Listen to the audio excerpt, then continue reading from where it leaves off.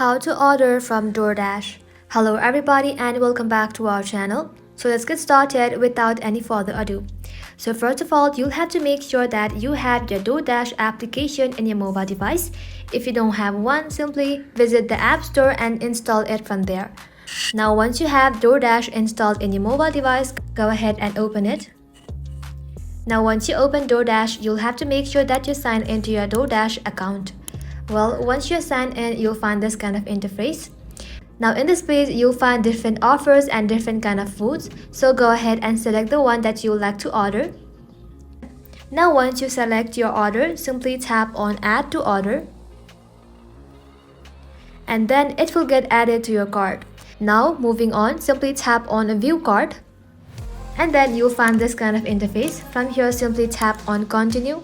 And then it will ask you to select the payment method. Simply go ahead and select the one that you preferred. Now from here, you will have to go ahead and choose your country and enter the card details. And once done, simply tap on Save. And with that, your order on Doordash will be reviewed by Doordash employees. Well, that is how you can easily order from Doordash. Well, that's it for today's video, guys. Thank you all for watching the video till the very end and stay tuned until our next upload.